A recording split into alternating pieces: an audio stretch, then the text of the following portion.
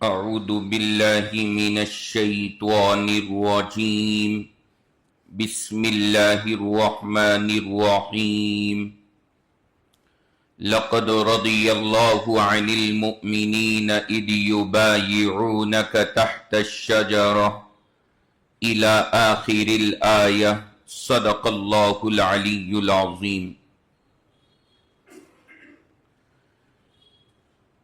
اس وقت الحمدللہ درس قرآن کا ہمارا جو یہ سلسلہ جاری ہے، اس مبارک سلسلے میں اس موقع کی مناسبت سے جو وقت اور مہینے اور ایام چل رہے ہیں، ایک خاص عنوان اللہ کے شکر سے گزشتہ ہفتوں میں شروع کیا تھا، اور الحمدللہ اس عنوان کے تعلق سے بہت ساری باتیں اب تک آپ حضرات کے سامنے عرض کی گئیں۔ آج کی اس مجلس میں بھی انشاءاللہ اس سے آگے کے واقعات عرض کیے جائیں گے۔ اللہ رب العزت سے دعا فرمائے اللہ ہم سب کو تمام باتیں صحیح سے سمجھنے کی اور عمل کرنے کی توفیق عطا فرمائے۔ یہ آج ہمارا اور آپ کا اس تاریخی سلسلے کا چوتھا درس ہے، چوتھا ہفتہ ہے جس میں یہ تفصیل اور واقعہ آپ کے سامنے عرض کیا جا رہا ہے، اور اس وجہ سے ہم بطور خاص اس کو پورا ڈیٹیل میں اب بس ذکر کر رہے ہیں کہ جو وقت لگنا ہے وہ بس ایک بار لگ جائے اور پورا واقعہ اپنی پوری تفصیل کے ساتھ میں ہمارے سامنے آ جائے۔ چونکہ یہ عنوان ایسے ہیں کہ جن کو روز روز نہیں چھیڑا جا سکتا یا جن پر ہر بار بات نہیں کی جا سکتی۔ آپ نے اندازہ لگایا ہوگا کہ یہ عنوان کتنے زیادہ اہم اور نازک ہیں۔ تو اب جب یہ سلسلہ چل گیا اور مذاکرہ ان مضامین کا ہونے لگا تو اس کو مکمل ہی کریں گے انشاءاللہ، تاکہ یہ پوری جو کڑی ہے، جو سلسلہ ہے، اس پوری تاریخ کی حقیقت اور جڑ ہمارے سامنے آ جائے۔ خاص طور سے وہ ہمارے ساتھی جنہوں نے پیچھے کے 3 درس میں سے کوئی سا بھی درس نہیں سنا، میں ویسے بھی تاکید کرتا ہوں، اور ان اسباق میں خاص طور سے کہ اگر کسی ہفتے بائی چانس آپ یہاں نہ آئیں تو جب اگلے ہفتے یہاں آئیں اس سے پہلے اسے یوٹیوب پر سن کر کے ضرور تشریف لایا کریں، کیونکہ اگر بیچ کا ہمارا کوئی سا بھی حصہ مس ہو گیا اور نکل گیا تو پھر اگلے حصے کا سمجھنا انتہائی مشکل ہو جائے گا، کیونکہ یہاں سارے واقعات پچھلے واقعے سے جڑے ہوئے ہیں اور ساری تاریخ یوں کنیکٹ ہے آپس میں، اس لیے ہمیں اور آپ کو وہ ساری باتیں ذہن میں رکھنی ضروری ہے۔ تو الحمدللہ آج یہ ہمارا اور آپ کا چوتھا ہفتہ ہے۔ ابھی تک کے درس میں جو آپ نے باتیں سنی ان میں سب سے پہلی بات یہاں سے میں نے شروع کی تھی کہ محمد الرسول اللہ صلی اللہ علیہ وسلم کے زمانے میں اسلام کو اللہ نے عرب میں پھیلایا، اس کے بعد حضرت ابو بکر اور حضرت عمر کے دور میں اللہ نے دنیا کے کونے کونے میں اسلام کی تعلیمات کو پہنچایا۔ حضرت عثمان تیسرے خلیفہ بنے، آپ کے دور میں اسلام کو اللہ نے اور زیادہ ترقیات عطا فرمائی ہے، لیکن دشمنوں سے وہ ترقیاں دیکھی نہیں گئیں۔ جب میدان کے اندر مقابلے میں دشمن کی کوئی تدبیر کام نہ آئی تو پھر انہوں نے مسلمانوں کو اندر سے کمزور کرنا شروع کیا، اور اس تحریک کے نتیجے میں سب سے پہلے عبداللہ ابن سبا نے وہ نظریہ امت کے سامنے لا کے دیا کہ بھائی حضور کے بعد خلیفہ علی نے بننا تھا، یہ ابو بکر اور عمر اور عثمان یہ غلط طریقے پر آئے ہیں، ان سے ہمیں خلافت کو لے کر کے حضرت علی کے حوالے کرنا چاہیے. اور اس نے اپنا گروہ بنایا, اپنی جماعت بنائی, اور ان لوگوں نے مل کر کے حضرت عثمان پر مدینہ میں حملہ کیا, جس کے نتیجے میں آپ کی شہادت ہوئی, اور اس کے بعد حضرت علی کے ہاتھ پر لوگوں نے خلافت کی بیعت کر لی. اب حضرت علی کے چوتھے نمبر پر خلیفہ بننے کے بعد میں نے یہ بات عرض کی کہ حضرت علی جب خلیفہ بنے تو صحابہ میں اس بات کو لے کر کے اختلاف ہوا کہ بہت سے صحابہ نے حضرت علی کو خلیفہ مان لیا, لیکن بڑی تعداد ایک صحابہ کی ایسی بھی تھی جنہوں نے کہا کہ ابھی ہم آپ کو خلیفہ نہیں مانیں گے, پہلے آپ کیا کام کریں, بولیے, حضرت عثمان کے قتل کرنے والوں سے بدلہ لیں, اس کے بعد ہم آپ کو خلیفہ مانیں گے. ایک بڑی تعداد صحابہ کی ایسے تھی, جس کے نتیجے میں حالات بگڑے اور جنگ جمل کی نوبت آئی, جس کا پورا واقعہ میں آپ کو پچھلے ہفتے سنا چکا ہوں. یعنی اما عائشہ اور حضرت علی کی فوج میدان میں اتنی, مقابلہ ہوا, 13,000 مسلمانوں کی شہادت ہوئی ایک دن کے اندر, اور اس طرح سے وہ معاملہ پیش آیا. کیسے ہوئی جنگ جمل, جنگ جمل کی تاریخ وہ سب آپ نے الحمدللہ پچھلے ہفتے سن لیے. اب آج ہمارا سبق وہیں سے آگے بڑھ رہا ہے. اب ہم اگلے پڑاؤ کی جانب روانہ ہوتے ہیں. جنگ جمل ہو گئی, نمٹ گئی, معاملہ ختم. سب سے بڑا جنگ جمل کا نقصان کیا ہوا کہ وہ جو گروہ تھے ظالموں کے, بدماشوں کے, جو کچھ حضرت عثمان کے قتل کرنے میں شریک تھے, وہ سب دکھاوے کے لیے حضرت علی کی فوج میں شامل تھے. اور جب جنگ ہوئی تو اس جنگ کے اندر انہوں نے بڑھ چڑھ کر کے حصہ لیا, بڑھ چڑھ کر کے حصہ لیا. خوب اپنے آپ کو ثابت کیا کہ ہم دیکھو آپ کے کتنے بڑے ہمدرد ہو رہے ہیں. انہوں نے بڑا اپنے آپ کو آگے بڑھ کر کے پیش کیا. اب جنگ تو ختم ہو گئی, لیکن اب حالات ایسے بنے کہ حضرت علی کا ان سے الگ ہونا پہلے سے زیادہ اور زیادہ مشکل ہو گیا. کیونکہ جنگ کی وجہ سے, چونکہ فوج میں تھے وہ لوگ حضرت علی رضی اللہ عنہ کی, تو اب جنگ کے بعد میں ایک دم ان سے الگ ہونا حضرت علی کے لیے اور زیادہ بھاری ہو گیا اور مشکل ہو گیا, اور اب یہ آسان کام نہیں رہا. چنانچہ حضرت علی رضی اللہ تعالیٰ عنہ, ان حضرات یہ بھی ساتھ میں ہیں, حضرت علی بھی ہیں, جنگ جمل ختم ہو چکی ہے. اس کے بعد حضرت علی نے فیصلہ لیا. سب سے پہلا فیصلہ کیا تھا حضرت علی کا جنگ جمل کے بعد؟ حضرت علی نے یہ فیصلہ کیا کہ اب میں اپنا دارالحکومت, جسے کیپٹل بولا جاتا ہے, جیسے ہمارے ملک کا, ہندوستان کا کیپٹل دہلی ہے, یو پی کا کیپٹل جیسے مثال کے طور پر لکھنؤ ہے, یعنی جہاں سے پورے ملک کا نظام چلایا جائے. ابھی تک اللہ کے نبی کے دور میں, ابو بکر, عمر اور عثمان کے دور میں وہ کیپٹل تھا مدینہ المنورہ. سارا نظام مدینہ سے کنٹرول ہوتا تھا اور ساری چیزیں مدینہ سے دیکھی جاتی تھی.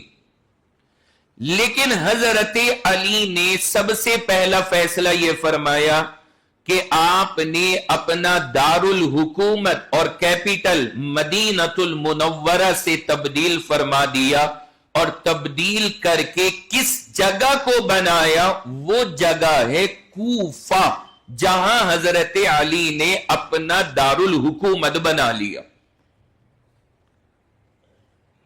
یعنی ابھی تک جو مسلمانوں کا نظام چل رہا تھا، جو بھی چلاتا تھا، خلیفہ ہوتا تھا، وہ کہاں ہوتا تھا؟ مدینہ المنورہ. لیکن حضرت علی رضی اللہ عنہ نے اپنا جو دارالحکومت بنایا وہ مدینہ المنورہ کو نہیں رکھا، حضرت علی نے وہ بنا دیا کوفہ کو. کوفہ میں بار بار درس میں بتا چکا ہوں کہ یہ عراق نامی ملک کا ایک شہر ہے جو آج بھی موجود ہے، عراق کے اندر ہے. تو سیدنا حضرت علی رضی اللہ عنہ نے کوفہ کو اپنا دارالحکومت بنایا. یہاں پر ایک سوال سب سے پہلے آپ لوگوں کے ذہن میں آ رہا ہوگا، اور جو بندہ بھی ہسٹری پڑھتا ہے اسلامی، اس کے دماغ میں سب سے پہلی بات یہ آتی ہے کہ حضرت علی نے مدینہ کو چھوڑ کر کوفہ کو کیوں بنایا. میں یہی آپ کے سامنے اس کی وضاحت کرتا ہوں. اس کی دو وجہ ہیں جس وجہ سے حضرت علی شفٹ ہوئے مدینہ سے کوفہ. کیا وجہ تھی؟ نمبر ایک، سب سے پہلی اس کی وجہ یہ تھی کہ حضرت علی کی فوج میں جو سب سے بڑی تعداد تھی وہ کوفہ کے لوگوں کی تھی. سب سے بڑی تعداد حضرت علی کی فوج میں، جنہوں نے جنگ جمل میں بھی شرکت کی ہے اور جو ہمیشہ حضرت علی کے ساتھ کھڑے ہیں، وہ کوفہ کے رہنے والے تھے. تو چونکہ کوفہ کو اللہ تعالی نے حضرت علی رضی اللہ عنہ کا ایک خاص مقام بنایا تھا، اور جتنے لوگ تھے حضرت علی کے ساتھ میں جڑے ہوئے، ان میں سے اکثر حضرات کوفہ کے تھے، باقی اور شہروں کے تھوڑے تھوڑے سے افراد تھے. تو حضرت علی نے اس بنیاد پر یہ فیصلہ لیا کہ جہاں کی تعداد ہمارے ساتھ میں سب سے زیادہ ہے، اپنا دارالحکومت اس جگہ کو بنایا جائے تاکہ کسی کے لیے اسلامی نظام کو ختم کرنا آسان نہ ہو. بھائی لاجک سمجھ گئے نا حضرت علی کے شفٹ ہونے کا وہاں سے یہاں؟ نہیں آیا ذہن میں؟ کیا وجہ بتائی میں نے حضرت علی مدینہ سے کوفہ کیوں آئے؟ دیکھنا 5 6 10 لوگ بتا رہے ہیں، آپ لوگ باقی کیوں نہیں زحمت فرما رہے ہیں؟ ذرا زبان ہلا لیں خدا کے بندو. کیا وجہ بتائی میں نے حضرت علی کے شفٹ ہونے کی؟ ہاں، زیادہ تعداد حضرت علی کے ساتھ میں جو لوگ تھے وہ سب سے زیادہ کس شہر کے تھے؟ کوفہ کے تھے.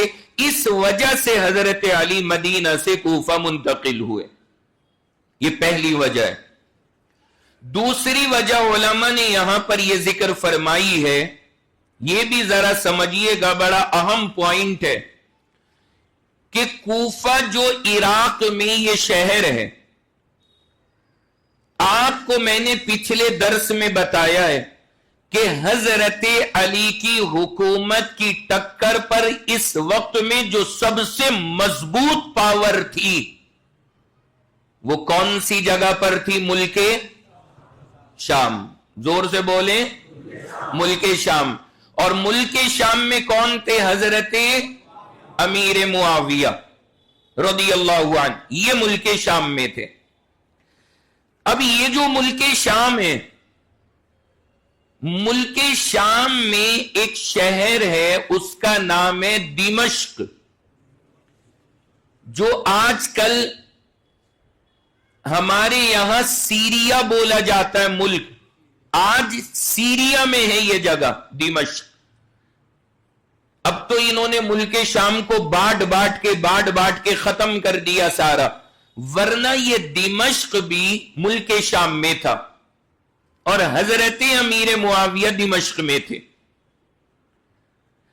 دمشق سے مدینہ کی دوری زیادہ تھی اور دمشق سے کوفہ کی دوری کم تھی. حضرت علی وہاں پر اس وجہ سے اور منتقل ہوئے کہ سب سے زیادہ ابھی جو لوگ حضرت علی سے جڑے نہیں ہیں وہ ملک شام میں ہیں، دمشق میں ہیں، تو ان کے قریب رہا جائے گا تو اگر جنگ کی نوبت آ گئی قریب سے وہ بھی آسان ہے، سمجھانا پڑا وہ بھی آسان ہے، بات چیت کرنی پڑی وہ بھی آسان ہے، تو ہر طرح کا رابطہ یہاں سے آسان ہوگا۔ اس وجہ سے حضرت علی رضی اللہ عنہ منتقل ہو گئے کہاں پر؟ کوفہ کی جانب۔ یہ دو وجہ ہیں، اور یہ دونوں وجہ اگر آپ ذہن میں رکھیں گے تو دماغ میں یہ بات پھر کلیئر ہو جائے گی کہ حضرت علی مدینہ سے کوفہ کیوں گئے تھے۔ تو پہلی وجہ کیا نکلی بولیے؟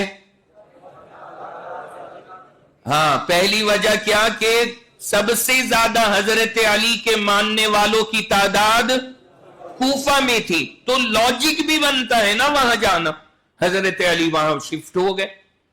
دوسری وجہ جو میں نے آپ کے سامنے ذکر کی کہ حضرت علی کی جو اس ٹائم سب سے بڑی ٹکر کی بات تھی وہ امیر معاویہ رضی اللہ عنہ وہ ملک شام میں ہے اور دمشق میں موجود ہے۔ دمشق سے کوفہ قریب تھا اور مدینہ دور ہے، تو ظاہر سی بات ہے اگر مدینہ میں رہتے ہوئے کوششیں کی جائیں گی تو بڑا ایفرٹ لگے گا، بڑی محنت پڑے گی، آسان نہیں تھا مدینہ سے۔ حضرت علی نے یہ سوچا کہ قریب میں شفٹ ہو جائیں، وہاں سے پھر ملک شام پر محنت کرنا کیا ہو جائے گا؟ آسان ہو جائے گا۔ اس وجہ سے حضرت علی رضی اللہ عنہ یہاں پر منتقل ہو گئے۔ آگے حضرت علی رضی اللہ عنہ اب آنے کے بعد حضرت علی نے یہاں سے حضرت معاویہ کو پہلے خط لکھنے شروع کیے کہ بھائی آؤ اور آ کر کے بیعت ہو جاؤ اور اپنے پورے ملک کو ہمارے ہاتھ پر بیعت کرا لو، سارے لوگ بیعت ہو گئے، تم لوگ ذرا آؤ اور جڑ جاؤ۔ حضرت علی نے خط لکھے۔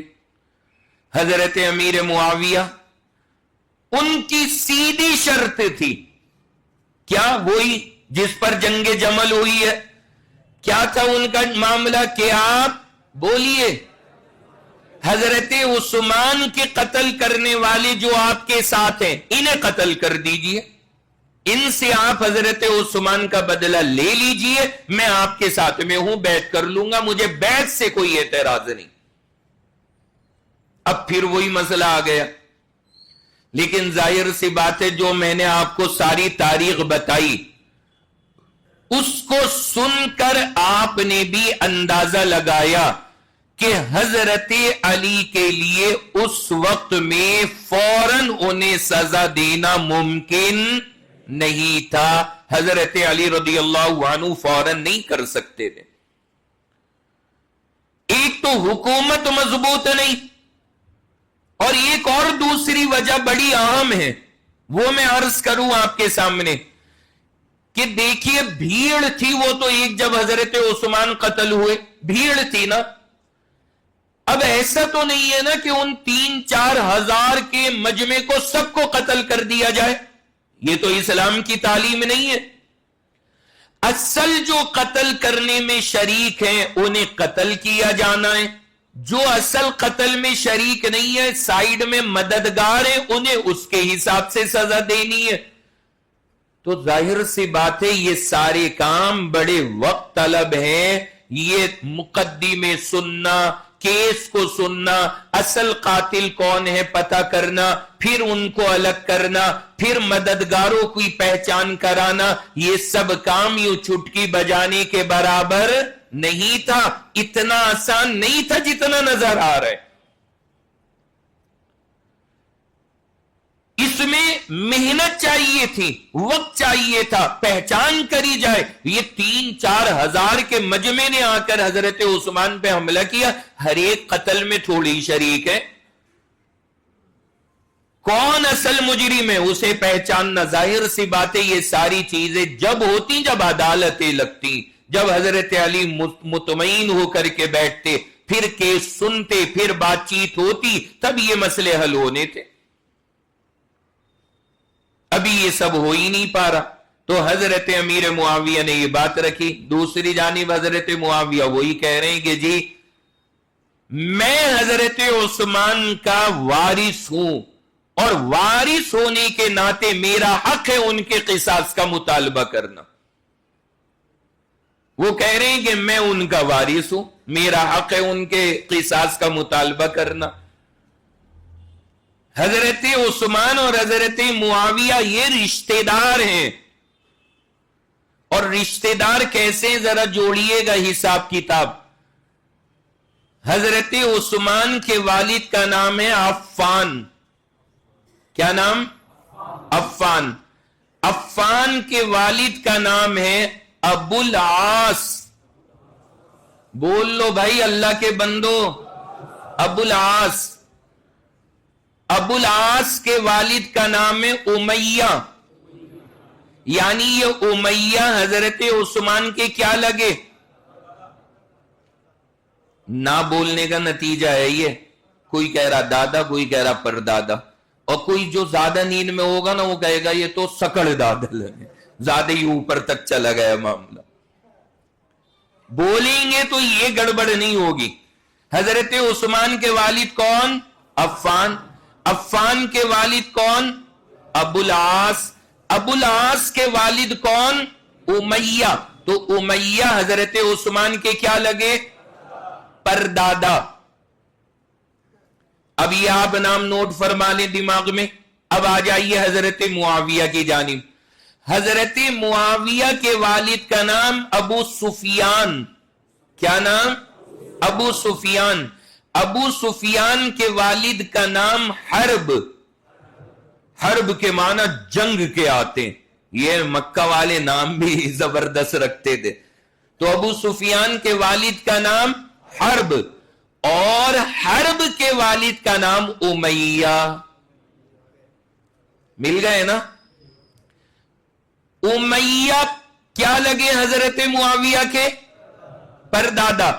یعنی امیہ کے ایک بیٹے حرب ہیں جن کے پوتے ہیں حضرت معاویہ, اور امیہ کے ایک بیٹے ابو العاص ہیں جن کے پوتے ہیں حضرت عثمان. اب مل گئے نا سب کو؟ تو رشتہ داری سمجھ میں آ گئی. یعنی آپ لوگ میں سے کسی کے ذہن میں یہ سوال بھی تو آتا نا کہ صرف حضرت معاویہ ہی کیوں اتنی ضد پر تھے. یہ وجہ بھی کلیئر ہونی ضروری ہے کہ شرعی طور پر شریعت کے حساب سے حضرت معاویہ حقدار تھے ان کے خون کا مطالبہ کرنے میں. اسی لیے حضرت علی نے کہیں پر نہ یہ نہیں فرمایا کہ معاویہ تمہاری ڈیمانڈ غلط ہے. حضرت علی نے یہ نہیں فرمایا, کیونکہ حضرت علی کو بھی معلوم تھا کہ حضرت معاویہ جس خون کے بدلے کا مطالبہ کر رہے ہیں یہ ان کا حق ہے قرآن کے حساب سے. یہ آپس میں تیرے چچیرے جو بھی آپ کہہ لیں وہ بھائی ہوئے, بھائیوں کی اولادیں ہوئیں. تو حضرت معاویہ حقدار تھے, اس بنیاد پر وہ اس کا مطالبہ کر رہے تھے. تو حضرت معاویہ رضی اللہ عنہ نے فرمایا کہ ٹھیک ہے آپ یہ کریں. اچھا دوسری جانب اما عائشہ نے جو اپنا نظریہ دیا اور جو بات اما عائشہ نے بیان کی, اور حضرت طلحہ, حضرت زبیر, یہ سارے حضرات, ان کی بات سے حضرت معاویہ کو اور زیادہ طاقت ملی, کیونکہ وہی پوائنٹ آف ویو حضرت عائشہ کا تھا, وہی نظریہ حضرت طلحہ کا تھا, وہی نظریہ حضرت زبیر کا تھا, ان سب حضرات کا بھی وہی نظریہ تھا. ان سب کی وجہ سے حضرت معاویہ کو اور زیادہ پاور ملی کہ ہاں میری بات اپنی جگہ بالکل ٹھیک ہے, کیونکہ یہ بڑے بڑے حضرات بھی اس جانب ہیں. اب حضرت امیر معاویہ نے کہا کہ نہیں ایسا نہیں ہوگا. حضرت علی نے فرمایا کہ تمہیں بیعت کرنی ہوگی, معاملہ طے ہوا نہیں. اب یہاں پر جنگ کی نوبت آ گئی, اب یہاں پر جنگ کی نوبت آ گئی. چنانچہ حضرت علی اور حضرت معاویہ کے درمیان ملک شام اور عراق، حضرت امیر معاویہ ملک شام میں تھے، حضرت علی عراق میں تھے، عراق کے کوفہ میں، اس کے بیچ میں ایک جگہ ہے، اس جگہ کا نام ہے صفین. کیا نام؟ صفین. فتین نہیں، صفین. یہ الفاظ یاد رکھیں، صفین. اس میدان میں، اس جگہ میں جنگ ہو گئی، اس لیے اس جنگ کا نام پڑ گیا جنگ صفین، اور تاریخ میں اس جنگ کو اس نام سے یاد کیا جاتا ہے. اس بنیاد پر جنگ ہوئی. کون سا مہینہ اور تاریخ تھی؟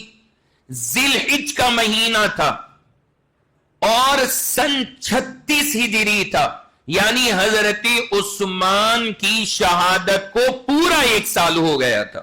ذی الحج میں ہی شہید ہوئے تھے.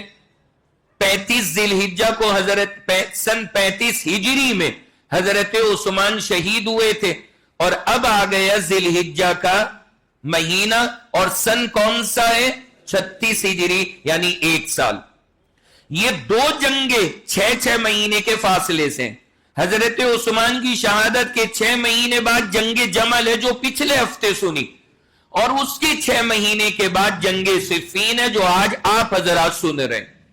اب وہاں پر جنگ کی نوبت آ گئی اور یہ جنگ ہوئی ہے، اور جناب والا اس جنگ کی جو مقدار ہے، جو یہ جنگ چلی ہے، کل ملا کر کے تقریباً 2.25 مہینے چلی ہے. کتنے دن؟ 2.25 مہینہ یہ جنگ چلی ہے. آپ سوچ لیجئے گا جنگ جمل کتنے دن چلی تھی؟ 1 دن. اور شہادتیں 13,000. اور 2.25 مہینے چلنے والی جنگ کا ریزلٹ کیا ہوگا وہ ابھی آپ آگے سب انشاءاللہ سننے جا رہے ہیں. اللہ کو یوں ہی منظور تھا. اب وہ کیفیت وہاں پر ہو گئی اور معاملہ اس قدر خطرناک ہوا اور یہ جنگ شروع ہوئی. کیسے ہوا اس کا معاملہ؟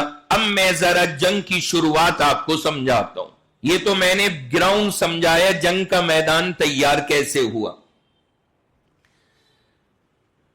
جہاں پر حضرت معاویہ ہیں ملک شام میں، اس سے بالکل لگتا ہوا مصر تھا. آج بھی مصر ایجپٹ فلسطین کی بارڈر سے لگا ہوا ہے. فلسطین وہ ملک شامی تھا، تو مصر بالکل لگتا ہوا تھا. اب سنیے گا تاریخ کے، انہیں کہا جاتا ہے تاریخ کے ہچکولے. تاریخ نے کیسے کیسے دن دکھائے ہیں. حضرت علی کوفہ میں، حضرت معاویہ ملک شام میں. ملک شام سے ملتا ہوا علاقہ ہے مصر کا، اور مصر میں جو حکومت پر نظام چل رہا ہے وہاں پر ایک شخص ہیں، ان کا نام تھا حضرت قیس. کیا نام بتایا؟ حضرت قیس. حضرت قیس جو تھے یہ حضرت علی کے بڑے چاہنے والے تھے، حضرت علی سے جڑے ہوئے تھے حضرت قیس، اور بیعت بھی ہو گئے تھے. یہ حضرت علی کے ہاتھ پر، مصر کی حکومت ان کے ہاتھ میں تھی. اب حضرت امیر معاویہ رضی اللہ عنہ کو اندازہ تھا کہ اگر جنگ کی نوبت آئی تو جناب کوفہ سے تو حملہ ہوگا ہی ہوگا، ساتھ میں کہاں سے بھی ہوگا؟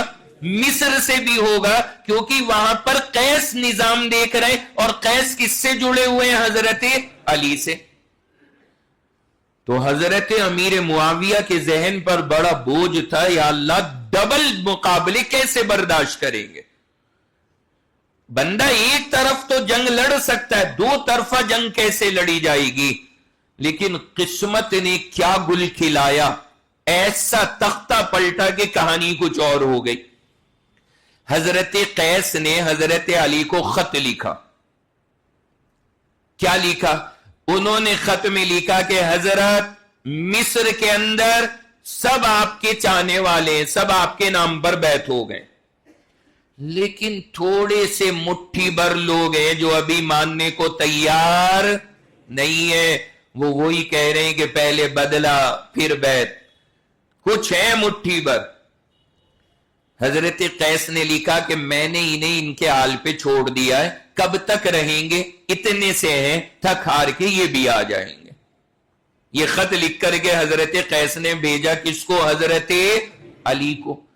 حضرت علی کے پاس خط آیا. حضرت علی رضی اللہ عنہ نے اس کو پڑھا.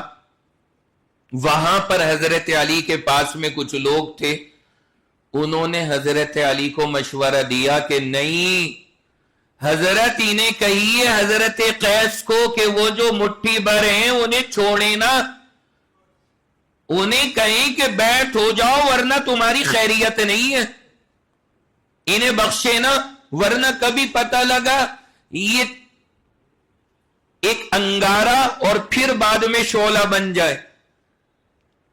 پریشر ڈالے ان پر. حضرت علی کو جب یہ مشورہ دیا ان لوگوں نے, حضرت علی نے خط لکھ دیا, قیس انہیں رعایت نہ دو, انہیں مجبور کرو کہ ہاں آپ بھی بیعت ہو جائیں. اب حضرت قیس کے پاس وہ خط آیا. حضرت قیس وہاں رہ رہے تھے, انہیں سچویشن پتہ تھی. انہوں نے کہا حضرت علی نے ویسے ہی رائے دے دی ہے, میں نہیں کرتا عمل, انہیں کون مجبور کرے, یہاں جنگ چھڑ جائے گی. انہوں نے ہلکے میں لے لیا حضرت قیس نے, اور حضرت علی کو پھر لکھ کر کے بھیج دیا کہ حضرت آپ کی رائے صحیح نہیں ہے, ان کو مجبور کرنا ٹھیک نہیں ہے, ورنہ تو جنگ شروع ہو سکتی. اب جب یہ خط آیا حضرت علی کے پاس تو وہاں پہ کچھ لوگ تھے, انہوں نے ایک نئی پٹی پڑھا دی. انہوں نے کہا حضرت ایسا لگتا ہے یہ قیس امیر معاویہ سے مل گئے ہیں. سمجھ رہے ہیں نا آپ؟ انہوں نے کہا حضرت ایسا لگتا ہے کہ یہ قیس جو ہے نا یہ آپ کی سائیڈ نہیں ہے, یہ شاید حضرت امیر معاویہ سے مل گئے. جبھی تو یہ ان لوگوں پر زور نہیں ڈال رہے. حضرت علی نے فرمایا جب ظاہر سی باتیں لوگ مشورہ دیں گے, حضرت علی بڑے سیدھے انسان, بڑے تقوی والے انسان, بڑے پرہیزگار, وہ صرف امت کی بھلائی کے لیے سارے قدم اٹھا رہے تھے کہ امت اکٹھی ہو جائے کسی طرح. اور جہاں انہیں لگتا کہ امت کی خلافت میں کوئی ڈنڈی مارنے کا چانس ہے, وہ اسے برداشت نہیں کر رہے. اب انہوں نے یہ رائے دے دی کہ جی حضرت ایسا لگ رہا ہے کہ یہ قیس کس سے مل گئے؟ امیر معاویہ سے. تو حضرت علی نے خط لکھ دیا اور لکھ کر کے خط بھیجا کہ قیس تم وہاں سے میں تمہیں ہٹا رہا ہوں اور تمہاری جگہ نیا آدمی وہاں کا امیر بنا کر کے بھیج رہا ہوں, خط ملتے ہی تم وہاں سے الگ ہو جاؤ, ڈیوٹی ختم. ہمارے یہاں کہا جاتا ہے عربی میں معطل کرنا, اور آپ کی انگلش میں بولا جاتا ہے ڈسمسڈ کر دے. یعنی جو ڈیوٹی ان کے حوالے تھی وہ ختم کر دی, دوسرے بندے کے حوالے کر دی. حضرت قیس کے پاس خط آیا, حضرت قیس نے پڑھا, بڑا صدمہ ہوا. انہوں نے کہا میں نہ ملک شام جا رہا, نہ میں کوفہ جا رہا, میں تو سیدھا مدینہ جاؤں گا, وہاں زندگی گزاروں گا, بات ختم, میں چکر میں ہی نہیں پڑنا. وہ تو وہاں چلے گئے. اور یہاں پر دوسرے بندے آ گئے, محمد ابن ابی بکر. اب چونکہ یہ آئے تھے اسی مقصد سے اور ان کا تقرر ہوا تھا, انہیں رکھا گیا تھا, کس لیے کہ مصر میں جو مٹھی بھر لوگ ہیں انہیں مجبور کرنا ہے, تو سب سے پہلے انہوں نے یہی کام کیا. انہوں نے سب کو بلایا کہ بھائی بیعت ہو جاؤ. انہوں نے کہا دیکھو زور نہ ڈالو ہم پر, ہمیں وقت دو سوچنے کا, سمجھنے کا. انہوں نے کہا کوئی وقت نہیں ہے, ابھی فیصلہ لو. انہوں نے کہا اچھا پھر آ جاؤ میدان میں. انہوں نے کہا اب آ جاؤ میدان میں. یہاں مصر میں ایک الگ لڑائی شروع ہو گئی.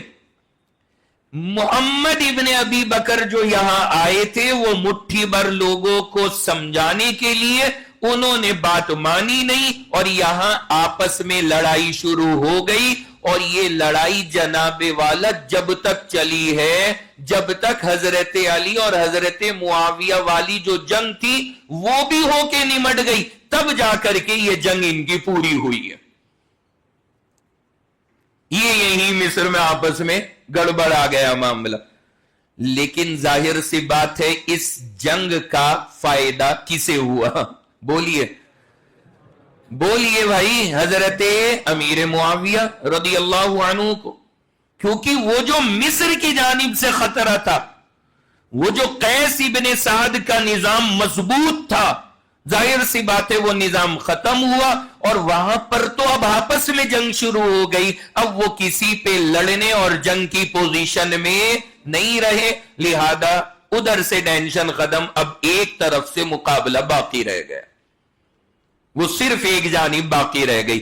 अब हजरत अमीर मुआविया ने उन्होंने भी तैयारी की, दूसरी जानिब हजरत अली उन्होंने भी तैयारी की और मुल्क शाम का इरादा करके हजरत अली अपनी फौज लेकर के रवाना हो गए। चलो मुल्क शाम। अब मुल्क शाम के लिए रवाना हुए। उधर मुल्क शाम में हजरत मुआविया को पता लगा, उन्होंने भी फौज तैयार की, वो भी निकले मुल्क शाम से कि चलो हम भी चलते। और दोनों हजरात आकर के एक मैदान में जमा हो गए। उस मैदान का नाम है सिफ्फीन, फिर जहां पर यह जंग हुई है। दोनों फौजें वहां पर आकर के जमा हो गई। अब जंग शुरू कैसे हुई?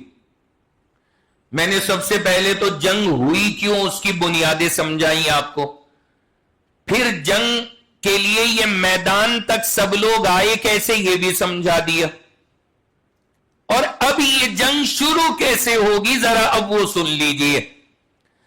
जंग का मामला ये हुआ कि हजरत अली ने हजरत मुआविया के पास पैगाम भेजा मैदान में आने के बाद कि देखो बातचीत कर लो, उसके बगैर लड़ना अच्छी बात नहीं है। हर आदमी यही कहेगा। दूसरी जानिब हजरत मुआविया ने भी कहा ठीक है बातचीत करते हैं। अच्छा, यहां एक और बड़ी दिलचस्प बात हुई।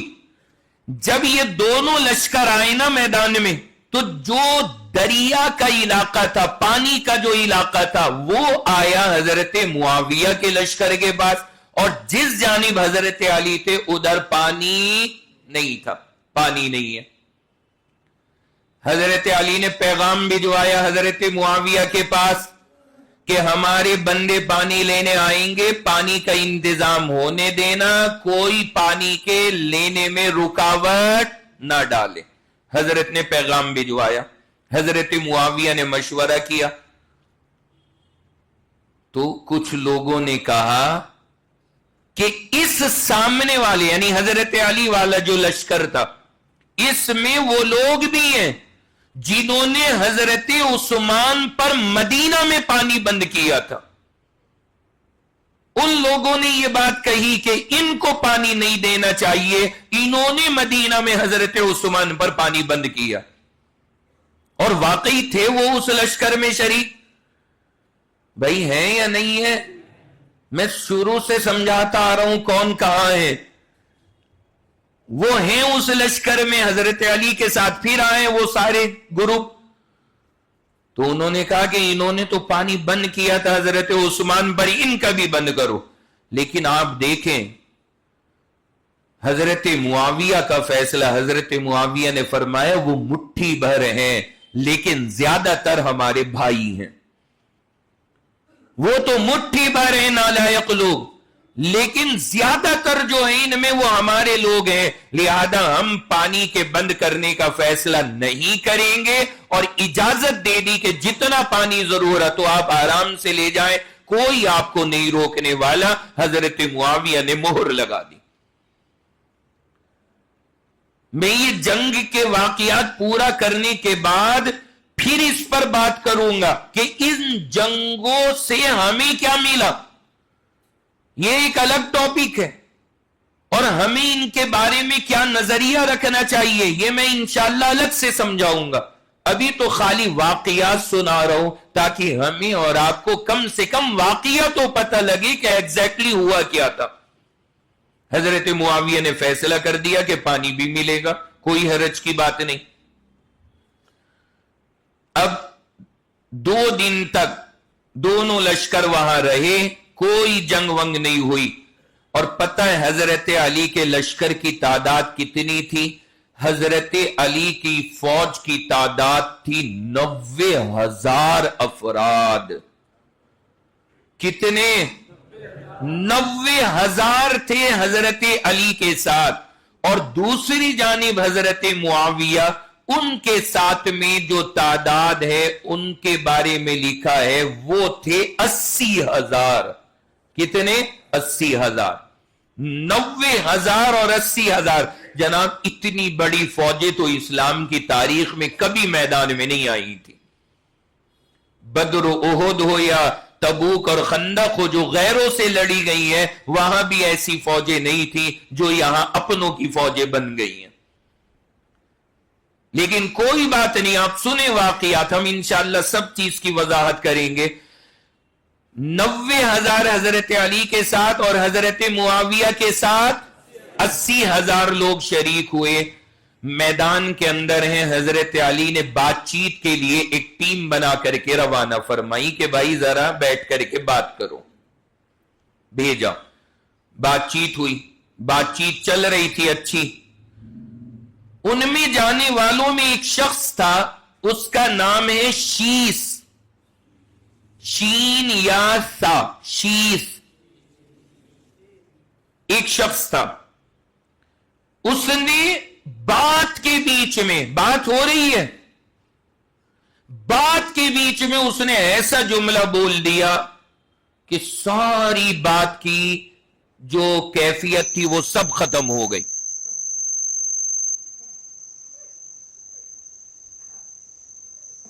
وہ ساری کیفیت وہاں پہ ختم ہو گئی، جتنی بات کی کیفیت تھی. کیا جملہ بولا؟ اس کا جملہ سنیے، کتنا زہریلا جملہ تھا جو اس بندے نے بولا. جو بات میں شروع سے عرض کر رہا ہوں کہ حضرت علی خود بڑے مخلص، حضرت علی کے ساتھ اکثر صحابہ بڑے مخلص، لیکن وہ جو کچھ لوگ تھے وہ جگہ جگہ پہ معاملے خراب کرا رہے ہیں. اس نے وہاں پر جب دیکھا بات چیت ہو رہی ہے، صحیح چل رہی ہے، اس نے کھڑے ہو کر کے حضرت معاویہ سے ایسا جملہ بولا کہ بس پھر کسی بات کی نوبت ہی نہیں آئی. اس نے کھڑے ہو کر کے کہا، اے معاویہ، خون جو حضرت عثمان کا ہوا ہے اس کا جو تم مطالبہ کر رہے ہو کہ اس کا بدلہ چاہیے. کہنے لگا ہم تمہارا ارادہ سمجھ رہے ہیں. کیا ہے؟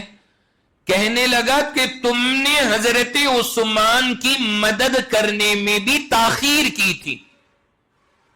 تم چاہتے تو ان کی مدد کر سکتے تھے، لیکن تم نے جان کے حضرت عثمان کی مدد نہیں کی کہ وہ شہید ہو جائیں، اور ان کے شہید ہونے کے بعد تم یہ چاہتے تھے کہ ان کے خون کا بہانہ بنا کر کے تم حضرت علی سے جنگ لڑو اور پھر ان سے جنگ لڑ کے خلافت کو حاصل کر لو. یہ تمہارا ارادہ تھا. یہ اس نے جملہ کہا کس سے؟ حضرت معاویہ سے. حضرت معاویہ جناب ہیں کون؟ آپ ابھی سنیں گے انشاءاللہ، آگے آگے آ رہی ہے تاریخ، کیونکہ یہ میں پوری سناؤں گا انشاءاللہ حضرت حسین کے قتل ہونے تک اور یزید کی موت تک کا پورا واقعہ سنانا ہے آپ کو انشاءاللہ. حضرت معاویہ بھی آپ سنیں گے جناب، کیسے صحابی تھے، جلیل القدر صحابی. ابھی تو ہمیں ان کے مرتبے کا اندازہ بھی نہیں ہے، بہت کم سنا ہے لوگوں نے ان کے بارے میں. ان کی جب خلافت کا دور ہم سنائیں گے آپ حیران ہوں گے کہ اللہ نے کیسا بندہ پیدا کیا تھا. اور اس شخص نے وہاں بات چیت میں یہ کہہ دیا کہ تم نے عثمان کے خون میں مدد نہیں کی، یعنی انہیں بچایا نہیں. تم تو چاہتے ہی یہ تھے کہ وہ ختم ہو جائیں اور پھر تم ان کے خون کے بہانے حضرت علی سے لڑ کے خلافت حاصل کر لو. بتائیے پارا ہائی ہونا تھا یا نہیں تھا حضرت معاویہ کا؟ بولیے. حضرت معاویہ تو خود بار بار کہہ رہے تھے کہ علی آپ کی فضیلت کا ہمیں انکار نہیں ہے, آپ کے درجے کا ہمیں انکار نہیں ہے, آپ خلافت کے مستحق ہیں, ہمیں انکار نہیں ہے, بس ہمارا یہ مسئلہ ہے, یہ حل کر دیجئے, ہم خود آپ کے ہاتھ پر بیعت ہو جائیں گے. وہاں کوئی ایسا مسئلہ تھا ہی نہیں, لیکن اس نے ظالم نے ایسا جملہ کہا, حضرت معاویہ نے جو ڈاٹا بھگایا, سارے وہاں سے روانہ. جو ٹیم بات کے لیے گئی تھی, کوئی ماحول نہیں بنا. نتیجہ یہ نکلا کہ وہیں اتنا گرم ماحول ہو گیا کہ لڑائی کی نوبت وہیں سے شروع ہو گئی, وہیں سے آ گئی. اب یہاں سے لڑائی شروع ہوتی ہے. جب یہ بات ساری خراب ہو گئی, مذاکرہ ہوا, بات چیت ہوئی, کوئی رزلٹ نہیں آیا, بات خراب. لیکن جب جنگ شروع ہوئی, دونوں طرف مسلمان ہیں, سب جاننے والے ایک دوسرے کے, عزیز و اقارب ہیں, رشتہ دار ہیں, ظاہر سی بات ہے وہ گرمی نہیں آ سکتی اس میں جو کفار کے مقابلے میں ہوتی تھی. تو شروع میں پتہ ہے کیسے جنگ ہوئی؟ شروع میں جنگ ایسے چلی کہ ایک بندہ آتا میدان میں ادھر سے, دوسری طرف سے کوئی دیکھتا چاہیے آیا, ایک بندہ ادھر سے ٹکر کا ہوا آتا, یہ دونوں لڑتے, باقی سب بیٹھے ہوئے دیکھتے. ان دونوں کا مقابلہ ہوتا, جب تک چلتا چلتا پھر دوسرے پھر تیسرے یوں کرتے. اس طرح معاملہ ہوا شروع میں, اسی طرح چلتا رہا. کچھ دن اسی میں گزر گئے, یہ ماحول بن رہا تھا, ریہرسل ہو رہی ہے, تیاری چل رہی ہے. پھر اس کے بعد تھوڑا سا بڑھا. کیا بڑھا کہ ایک قبیلے کا سردار آتا, اپنی ٹیم ساتھ لاتا, دوسری طرف سے دوسرے قبیلے کا سردار آتا, وہ اپنی ٹیم لاتا, اور دونوں لڑتے آپس میں. باقی لشکر ابھی سائلنٹ ہے. اب تھوڑا سا بڑھ کے معاملہ یہاں تک پہنچا. اسی طرح ہوتے ہوتے ایک مہینہ گزر گیا. کتنا ٹائم؟ ایک مہینہ اسی انداز میں گزر گیا. بہت ہوتا ہے ایک مہینہ. جنگ کے میدان میں ہیں سارے, 90,000 ادھر سے, 80,000 ادھر سے, اور تھوڑے تھوڑے آپس میں لڑ رہے, اور ایک مہینہ گزر گیا. یہ ہے اس جنگ صفین کا پہلا حصہ, پارٹ 1, یعنی پہلا مہینہ. اس کے بعد ذی الحج کا مہینہ ختم. کون سا مہینہ؟ ذی الحج کا.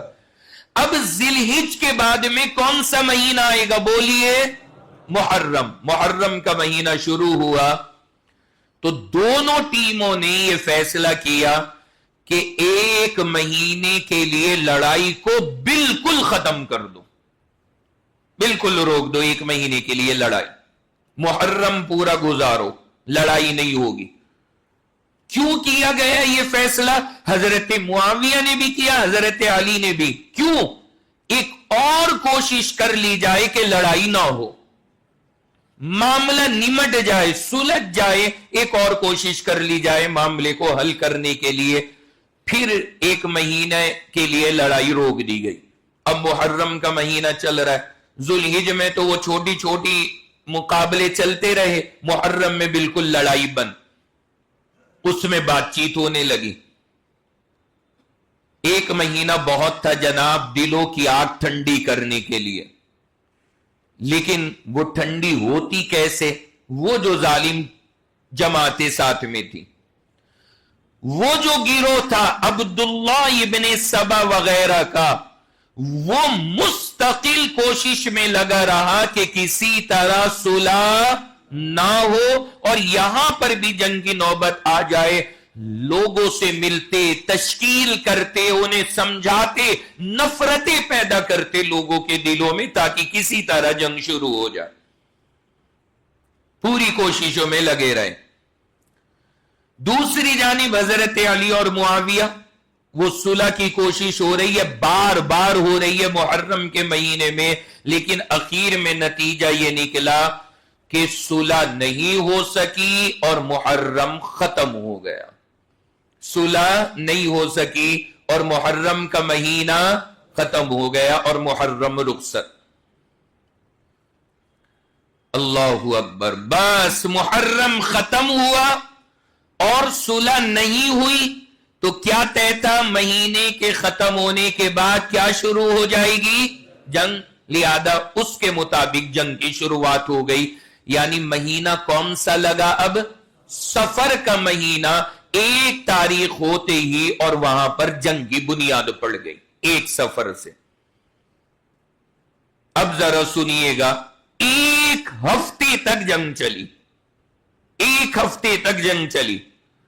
اب وہ نہیں ہو رہا کہ 2-4 نہیں، اب پورے لشکر آپس میں لڑ رہے ہیں.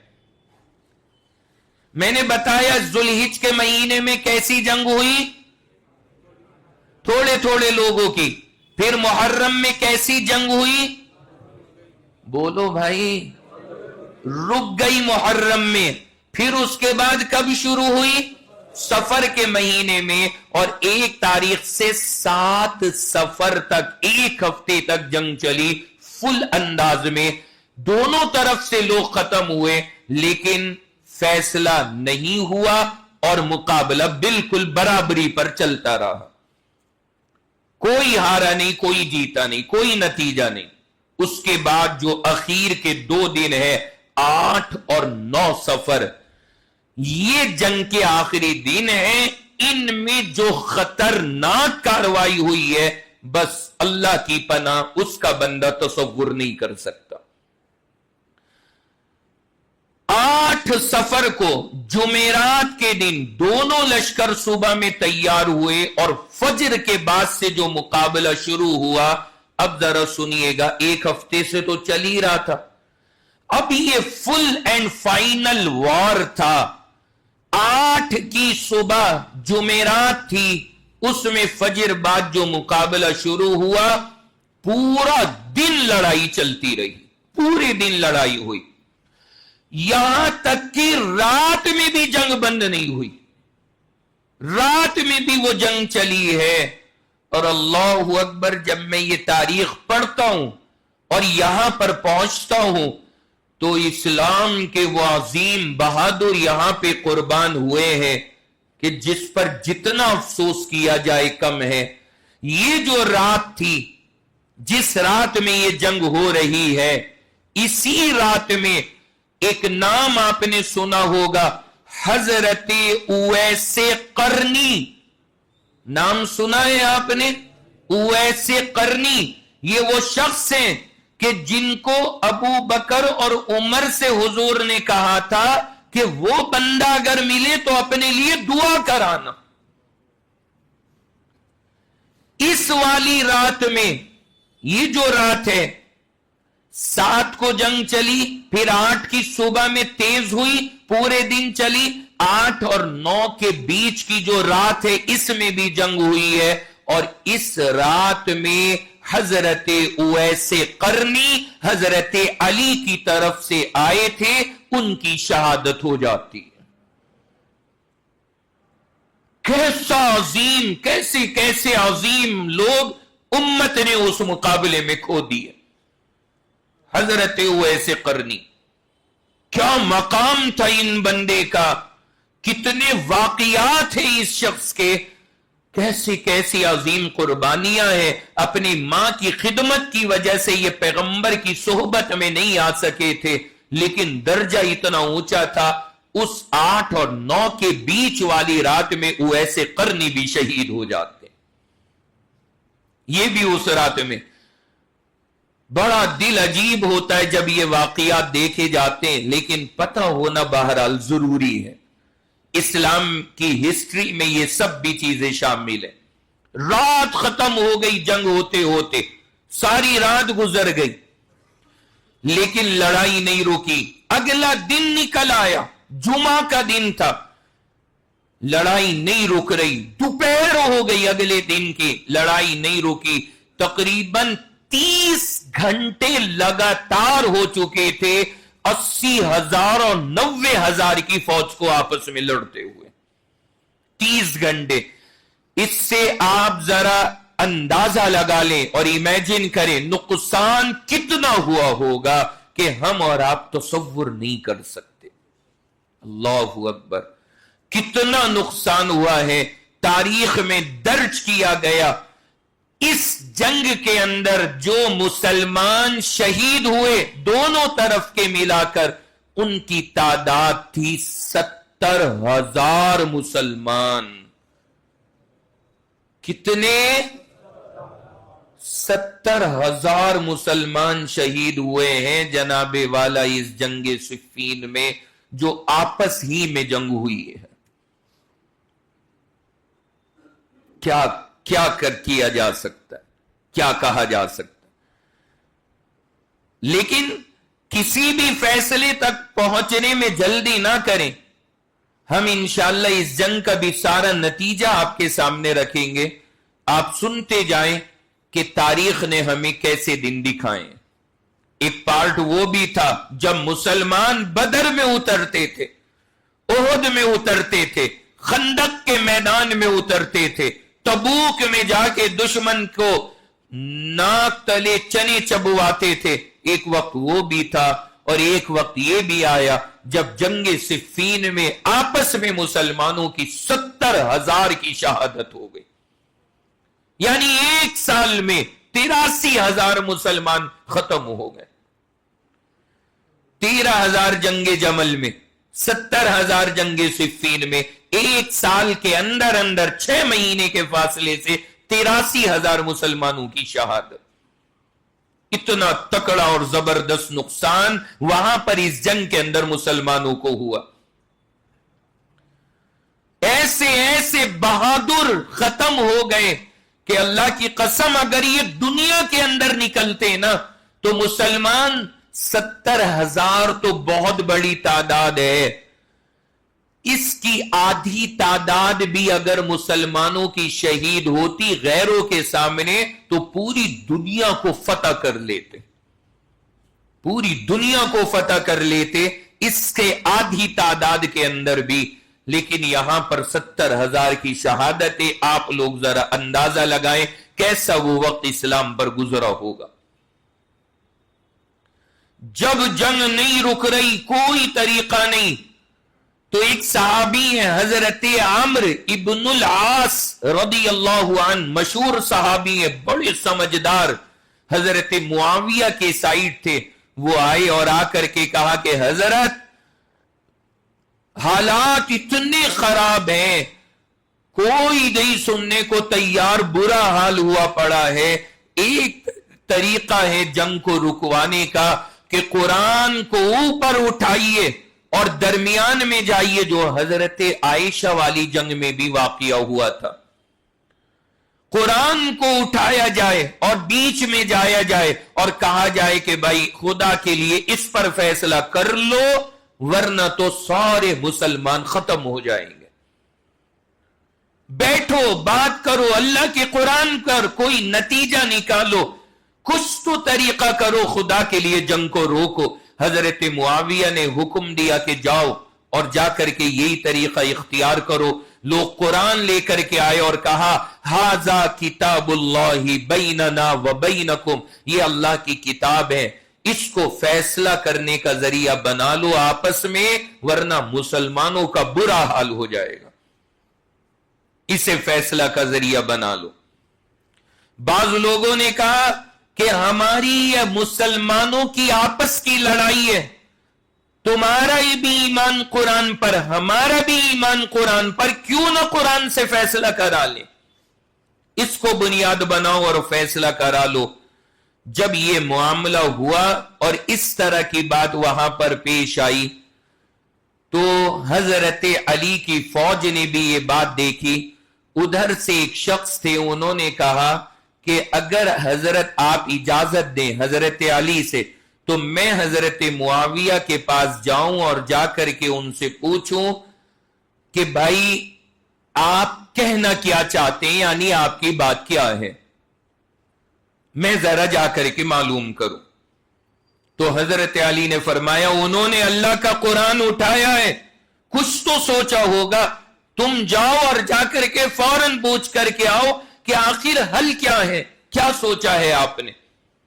وہ آئے حضرت معاویہ کے پاس، حضرت معاویہ نے بڑی پیاری بات فرمائی کہ دیکھو آخری حل یہ ہے کہ ایک بندہ ہماری طرف سے، ایک بندہ تمہاری طرف سے، ہم ایک بندے کو دے دیں، ایک بندہ تم دے دو، اور ان دونوں کو ہم اللہ کی کتاب کی قسم دے دیں اور ان سے کہیں کہ دیکھو اللہ کی کتاب کی روشنی میں تم سوچ سمجھ کر فیصلہ کرو، اور جو فیصلہ تمہارا ہوگا اللہ کی کتاب کی روشنی میں وہ ہم سب کو منظور ہے، پھر وہ جو دونوں فیصلہ کریں گے وہ آپ بھی مانیں اور ہم بھی مانیں، بات ختم۔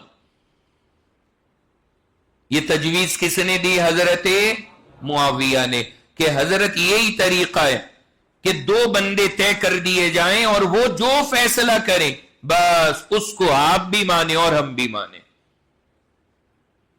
حضرت علی رضی اللہ تعالیٰ عنہ نے اس فیصلے کو پسند کیا، اور جتنے حضرات تھے حضرت علی کے بعد سب نے کہا بالکل صحیح رائے ہے، کوئی حرج کی بات نہیں، ایسا ہی طریقہ ہم اختیار کرتے ہیں۔ اس کے بعد حضرت معاویہ کی جانب سے طے ہوئے حضرت عمرو ابن العاص، جنہوں نے یہ مشورہ دیا تھا، یہ طے ہوئے۔ حضرت علی کی جانب سے طے ہوئے حضرت ابو موسیٰ اشعری۔ یہ سب وہ جلیل القدر صحابہ ہیں جناب، جن کے واقعات، جن کے قصے، جن کی حدیثیں رات دن آپ سنتے، یہ وہ مقدس جماعت ہے صحابہ کی۔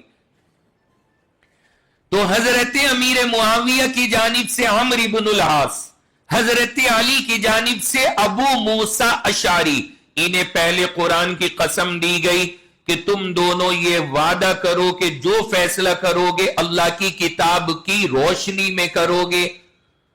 انہوں نے قسم لی، پھر دونوں نے طے کیا کہ جو ان کا فیصلہ ہوگا وہ ہم مانیں گے، لیکن یہ فیصلہ کب ہوگا؟ ابھی ہاتھوں ہاتھ؟ اتنا آسان تو ہے نہیں، اتنا آسان نہیں ہے۔ اس کے لیے طے ہوا کہ 6 مہینے کا وقت دیا جا رہا ہے، یہ دونوں حضرات اچھی طرح سے سوچیں، غور کریں، اور 6 مہینے کے بعد آ کر کے یہ دونوں اپنا فیصلہ سنائیں گے۔ کتنے مہینے بعد؟ 6 مہینے کے بعد یہ اپنا فیصلہ سنائیں گے، اور جب یہ دونوں آئیں گے 400 بندے ادھر کے ان کے ساتھ آئیں گے، 400 بندے ان کے ساتھ آئیں گے، اور ان کا فیصلہ وہ حضرات سن کے سارے مسلمانوں کو جا کے بتا دیں گے، اور وہ فیصلہ سب کو ماننا ہوگا۔ سمجھ شریف میں آ گئی بات؟ یہ دونوں کے دونوں طے ہو گئے اور 6 مہینے کا وقت طے ہو گیا۔ اب باقی یہ لشکر جو آئے ہوئے ہیں یہ کیا کریں؟ 6 مہینے تک یہیں بیٹھیں گے سارے؟ نہیں، ظاہر سی بات ہے 6 مہینے تک یہاں بیٹھنا آسان نہیں ہے۔ ان لوگوں نے یہ فیصلہ کیا کہ ہم واپس اپنے اپنے علاقوں کو جاتے ہیں، جب کوئی فیصلہ ہوگا اس کے بعد دیکھا جائے گا کہ کیا کرنا ہے، بعد میں دیکھیں گے۔ چنانچہ اب دونوں لشکر وہاں سے روانہ ہوئے۔ جو حضرت علی کا لشکر تھا وہ کہاں گیا؟ بولو بھائی، کوفہ۔ اور جو حضرت معاویہ کا لشکر تھا وہ کہاں گیا؟ ملک شام۔ اور یہ کہہ دیا گیا کہ فیصلہ سنایا جائے گا کتنے مہینے کے بعد؟ 6 مہینے کے بعد۔ اس وقت تک سب لوگ 6 مہینے تک انتظار کریں۔ یہ معاملہ وہاں پر ہو گیا۔ حضرت علی رضی اللہ تعالیٰ عنہ چل دیے واپس، امیر معاویہ بھی چل دیے۔ اب آپ یہاں پر دیکھیں، حضرت علی کے پاس لوگ آتے ہیں، دنگئی لوگ آ کے کہتے ہیں کہاں جا رہے ہیں آپ؟ کہا جی صلح ہو گئی، وہ 6 مہینے کے بعد فیصلہ ہوگا۔ انہوں نے کہا چھوڑیے 6 مہینے، حملہ کیجیے ان پر، ابھی حملہ کیجیے۔ حضرت علی نے فرمایا بے وقوف ہو، ابھی صلح ہوئی ہے, 6 مہینے طے ہوئے, میں کیوں حملہ کروں, میں صلح کے خلاف نہیں کروں گا. انہوں نے کہا اگر آپ ہماری بات نہیں مانتے تو ہم آپ سے الگ ہو رہے ہیں, ہم الگ ٹیم بنائیں گے اپنی. اب یہاں پہ پھر نیا مسئلہ پیدا ہو گیا. ایک جماعت حضرت علی کی فوج کے اندر وہ ہو گئی جنہوں نے کہا آپ نے یہ 6 مہینے والی بات طے کر کے غلطی کی, اب ہم آپ کے ساتھ نہیں ہیں, وہ الگ ہو گئے. ایک جماعت ان میں ایسی تھی جس نے کہا حضرت علی جو بھی کہہ رہے سب صحیح ہے, اور حضرت علی کا تو فیصلہ اللہ کے فیصلے کے برابر ہے, ان کا درجہ تو حضور سے بھی اوپر ہے, اور یہ تو بس خدا ہی کے درجے میں ہے, ان سے ہم ذرہ برابر آگے پیچھے نہیں ہو سکتے. ایک ٹیم یہ تیار ہو گئی. کتنے ہو گئے؟ 2. تیسری ٹیم وہ تھی جو بیچ والی تھی. انہوں نے کہا بھائی حضرت علی ہیں, ہمارے خلیفہ ہیں, ہم ان کی بات مانیں گے, لیکن ایسا نہیں ہے کہ یہ کوئی نبی یا رسول یا اللہ کے درجے میں ہو گئے, نارمل ہے جیسے ہم لوگ, البتہ یہ ہم میں سب سے افضل ہیں. یہ تیسرے. ان 3 میں سے ہر ایک کا جو نام پڑا یاد فرما لیجئے. وہ جو ٹیم جو حضرت علی کو غلط کہہ کر الگ ہو گئی کہ اب ہم آپ کی بات نہیں مانیں گے, آپ نے جنگ کیوں روکی, اسلام کی ہسٹری میں ان کا نام پڑا ہے خارجی. کیا بولا جاتا ہے؟ خارجی. اور دوسرا وہ جو فرقہ تھا جس نے کہا ارے علی کا درجہ تو خدا کے برابر ہے, ان کا فیصلہ غلط نہیں ہو سکتا, یہ 100% ہے اور ہم ان کے ساتھ میں ہیں. ان لوگوں کا نام پڑا شیعہ. کیا؟ شیعہ. تیسری وہ جماعت جنہوں نے کہا علی انسان ہے, ہم میں سب سے افضل ہے, اللہ کے نبی کے خلیفہ ہیں, ہم ان کو مانتے ہیں, لیکن بہرحال انسان ہے. یہ وہ جماعت ہے جو اکثر حضرات اسی طرح کے تھے اس پوری جماعت کے اندر, اور یہ وہ جماعت ہے جو تھی صحابہ کی جنہوں نے حضرت علی کے بارے میں نارمل نظریہ رکھا, اور انہی کو کہا گیا اہل سنت والجماعت, جس سے نام شارٹ کٹ میں آپ کو ملا ہے سنی. کیا؟ سنی. آئینہ جڑے ہاتھ میں, ارے اللہ کے بندو بتا تو دو, سمجھ گئے نا؟ یوں فرقے بنے, یوں ترتیبیں بنی.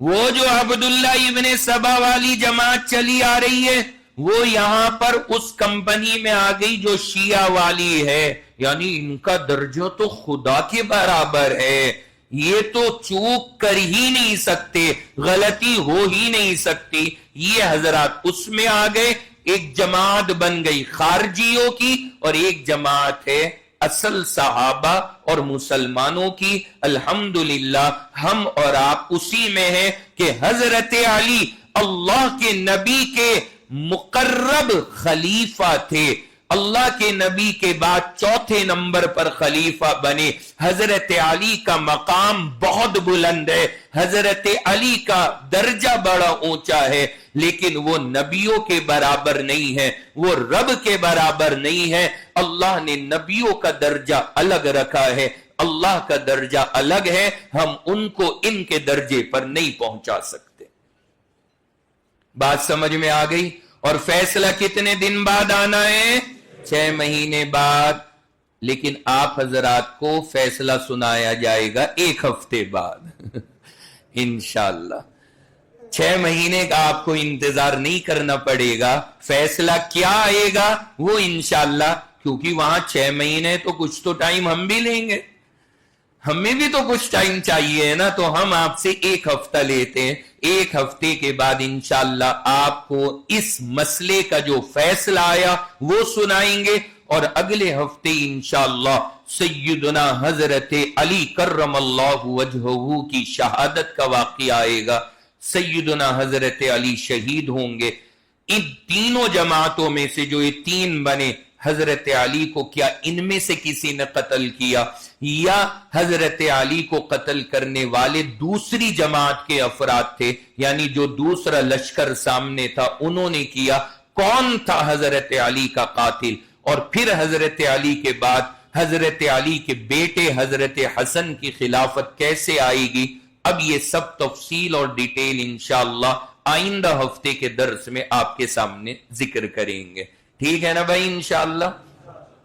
باقی اخیر میں ایک حدیث سن لیجئے، میرے نبی نے حضرت علی سے فرمایا تھا، بڑا پیارا جملہ، اللہ کے نبی نے فرمایا تھا فی کا مثل عیسیٰ، اے علی تیری مثال نہ عیسیٰ علیہ السلام جیسی ہے۔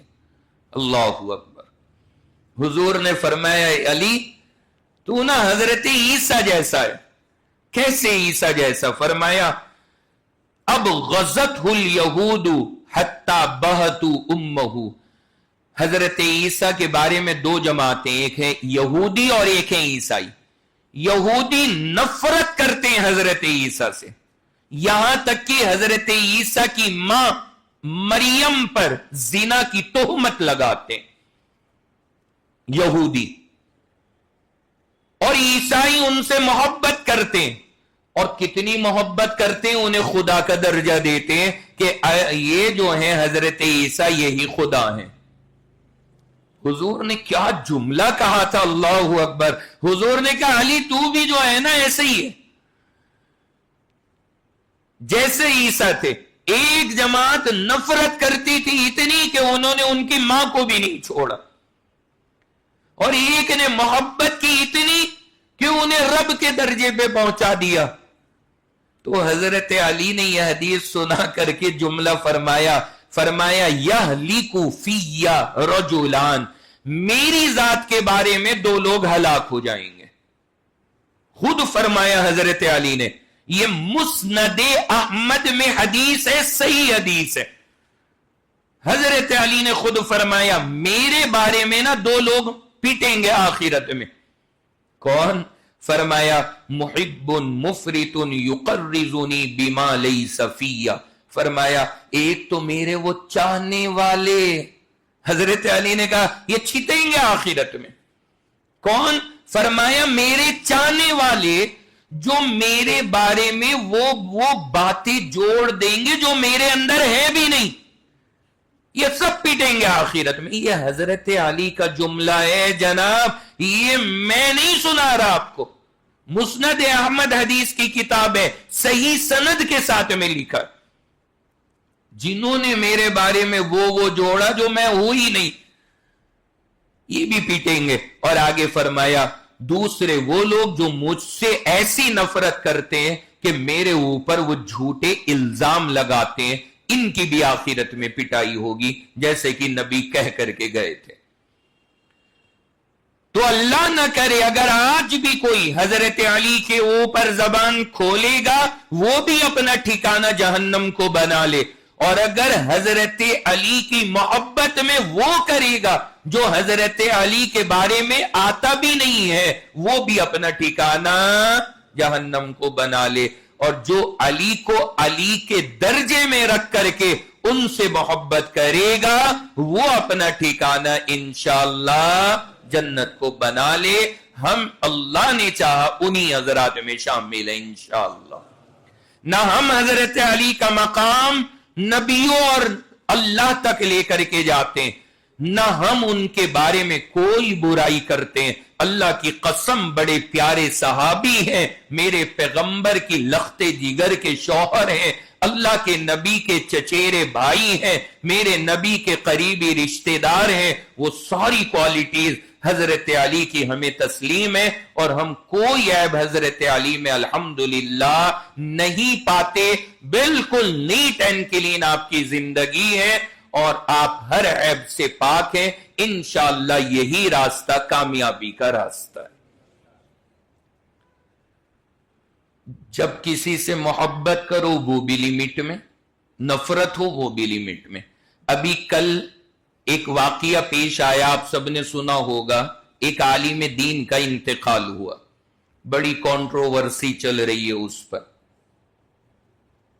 ایک عالم دین کا انتقال ہوا، آپ سب نے سنا ہوگا، اسٹیٹس پہ دیکھا ہوگا، میں وہ ذرا اور آپ کے سامنے واضح کر دوں مسئلہ، چونکہ وہ بھی اسی سے ریلیٹڈ ہے۔ مولانا سلمان ندوی،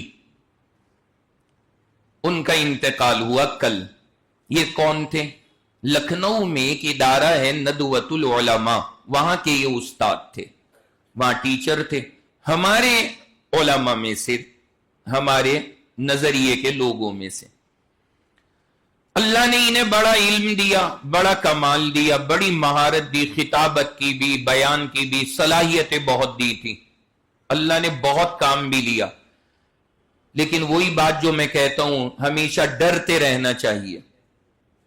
اتنا علم تھا، ابھی کچھ سال پہلے سے ان سے غلطی ہو گئی۔ کیا غلطی ہوئی؟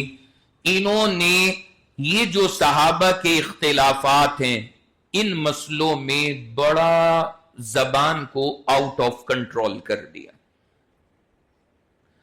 اور سیدنا حضرت امیر معاویہ پر ایسی گندی زبان استعمال کی، بھدی زبان استعمال کی، جس کی وجہ سے تمام اہل علم ان سے الگ ہو گئے۔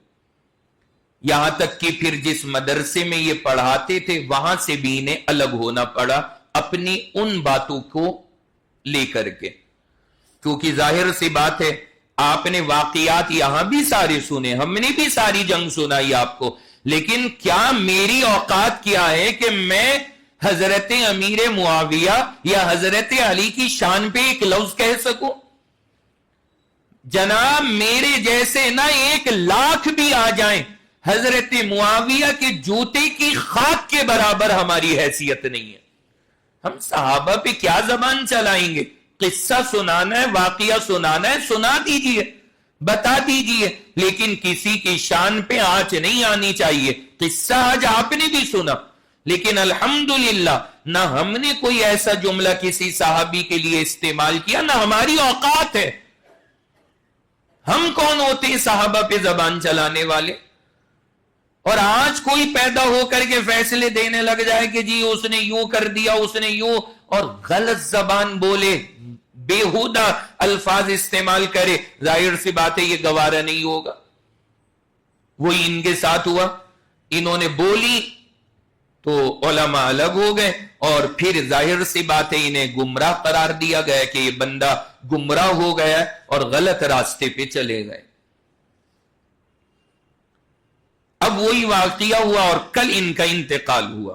اب جب کل انتقال ہوا، بس پوچھئے مت جناب والا، اتنے سوال کہ جی ان کے لیے دعائیں مغفرت کریں یا نہ کریں، ایصال ثواب کریں یا نہ کریں۔ کوئی کچھ پوچھ، کوئی کہہ رہا ان کا جنازہ بھی مت پڑھو، کوئی کہہ رہا ان کے لیے ایصال ثواب بھی نہ کرو، کوئی کہہ رہا کچھ، کوئی کہہ رہا کچھ، بہت ساری باتیں آئیں۔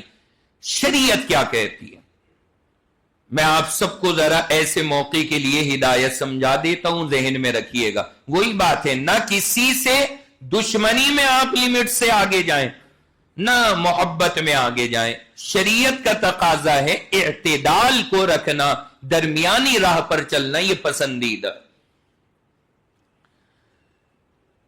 دیکھیے جن لوگوں نے انہیں بالکل کافر کہا کہ جی جنازہ بھی نہ پڑھو ان کا، اور ان کے لیے ایصال ثواب بھی نہ کرو، تو اس کے بارے میں آپ حضرات ذرا مسئلہ سن لیں۔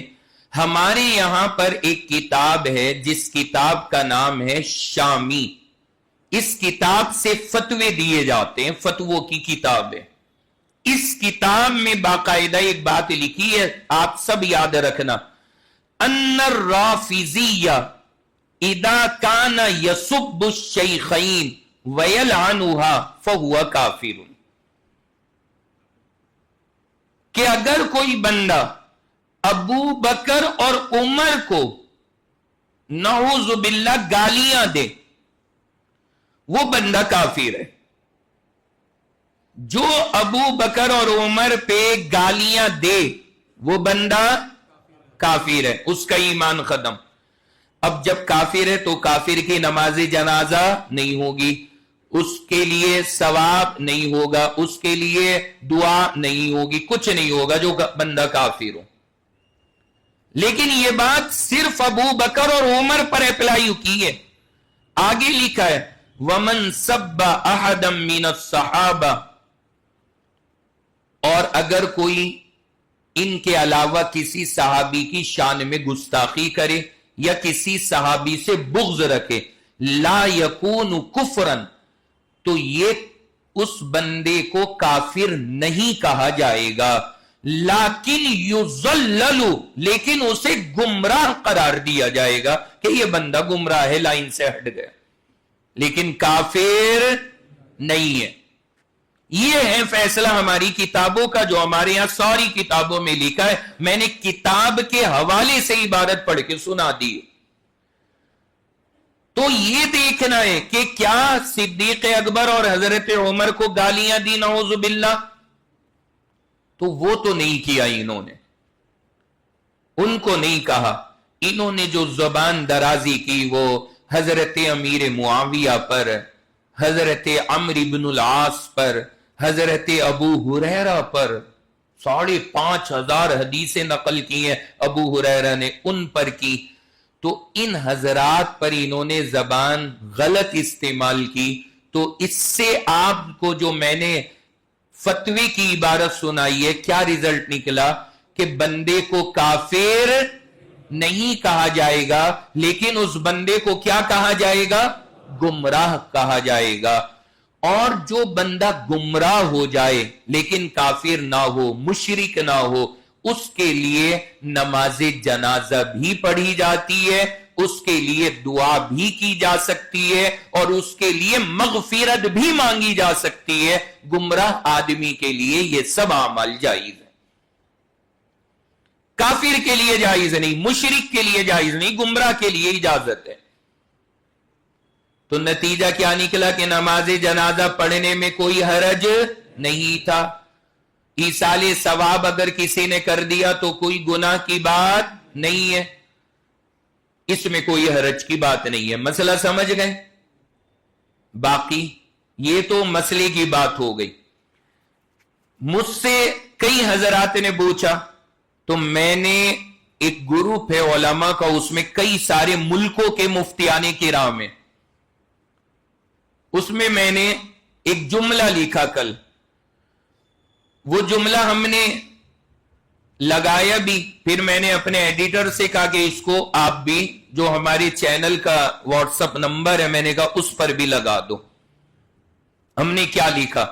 میں نے اس میں لکھا کہ ہم ان کے لیے دعا کرنا چاہتے ہیں اور دعا کرنا جائز بھی ہے، لیکن دل نہیں کر رہا. کیا؟ دل نہیں کر رہا. بس بات ختم. اس میں کوئی حرج نہیں، اس میں کوئی حرج کی بات نہیں ہے. یعنی شریعت تو کہہ رہی ہے کہ جائز ہے، کر دو گے تو کوئی حرج نہیں، لیکن میں نے وہاں پر یہ بات لکھی کہ ہمارا دل نہیں کر رہا. بھائی کسی کے لیے دعا کرنا کوئی ضروری تھوڑی ہے. نہیں کر رہا، دل نہیں کر رہا، بات ختم. کیوں نہیں کر رہا؟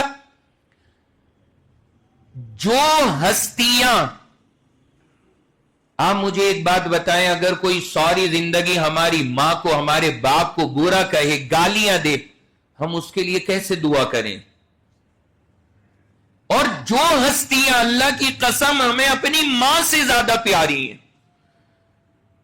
اپنے باپ سے زیادہ جن ہستیوں سے ہمیں محبت ہے، جو ان ہستیوں پہ زبان درازی کرے گا، ظاہر سی بات ہے ہمارا دل گوارا نہیں کر رہا. تو جائز تو ہے، وہ تو ہم نے لکھ دیا، لیکن دل گوارا نہیں کر رہا، اس لیے نہیں کر رہے، بات ختم. تو کئی سارے علماء نے میسج کیا کہ آپ نے جملہ بڑا زبردست کہا کہ جو مسئلہ ہے وہ بھی سیٹ ہو گیا، اور جو بات ہے وہ بھی کہہ دی کہ جائز تو ہے لیکن موڈ نہیں ہے، بات ختم.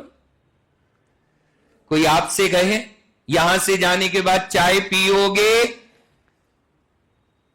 آپ کہہ دو کہ جی جائز تو ہے پینا لیکن موڈ نہیں ہے، تو بتائیے کوئی گناہ ملے گا؟ ارے بولیے نا. لیکن اگر آپ یہ کہوگے کہ جی حرام ہے اس وقت چائے پینی، تو اب گناہ ملے گا، کیونکہ حرام تو نہیں ہے، آپ نے کیوں کہا حرام، اب گناہ گار ہوں گے۔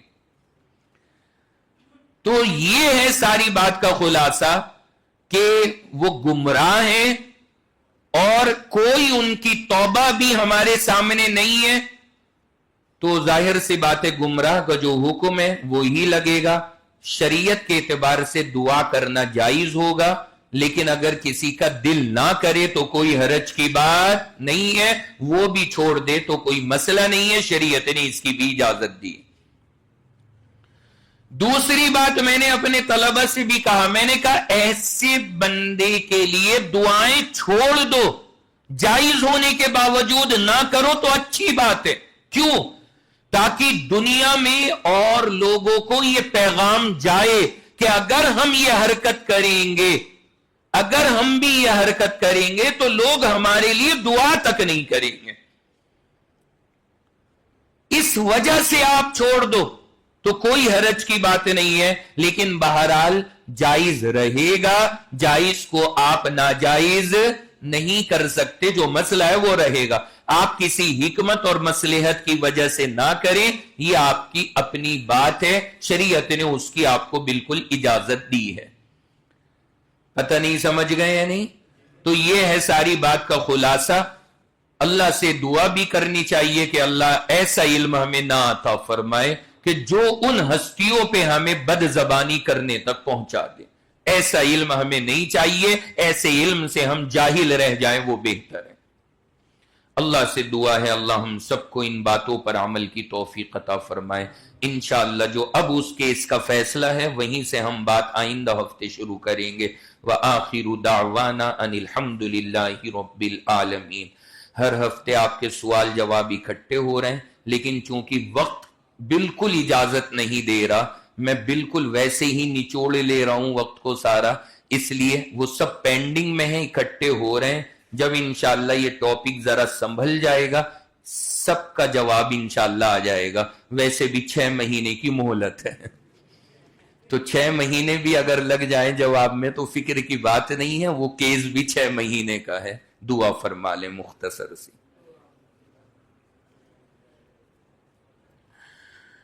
الحمد للہ رب العالمین الرحمن الرحیم مالک یوم الدین والصلاة والسلام على سید الانبیاء والمرسلین محمد وعلى آلہ واصحابہ اجمعین۔ ربنا آتنا فی الدنیا حسنہ وفی الآخرۃ حسنہ وقنا عذاب النار وقنا عذاب القبر وقنا عذاب الحشر وقنا من فتنة المسیح الدجال۔ یا اللہ ہم سب کا یہاں پر بیٹھنا اور جمع ہونا قبول فرما۔ یا اللہ جتنی باتیں کہی گئی سنائی گئی اللہ ان سب کو دل میں اتارنے کی توفیق عطا فرما۔ یا اللہ جو یہ ٹاپک اور عنوان تاریخ کا ہم سن رہے ہیں، اے اللہ یہ بڑا نازک موڑ ہے میرے مولا، تاریخ میں ہوا ہے تو ہم سن رہے ہیں اور سنا رہے ہیں، لیکن اللہ یہ ہستیاں جن کا ذکر ہے اللہ یہ ہمارے خیال سے بھی اوپر کے مقام والی ہستیاں ہیں۔ اللہ ہمارے دلوں میں ان کی طرف سے کسی برائی کو جگہ مت عطا فرما۔ اے اللہ ہمارے دلوں میں ان سب کی طرف سے بے انتہا محبت نصیب فرما۔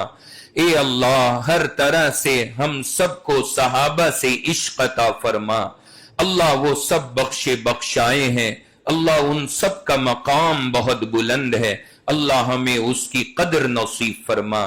یا اللہ جو یہ سارا مجمع ہمارے بھائیوں کا بہنوں کا وقت نکال کر راتوں کے موسم میں اور تیز گرمی میں اللہ یہاں پر وقت دے رہا ہے، اللہ اس کی قربانی کو قبول فرما، اللہ سب کے آنے کو قبول فرما۔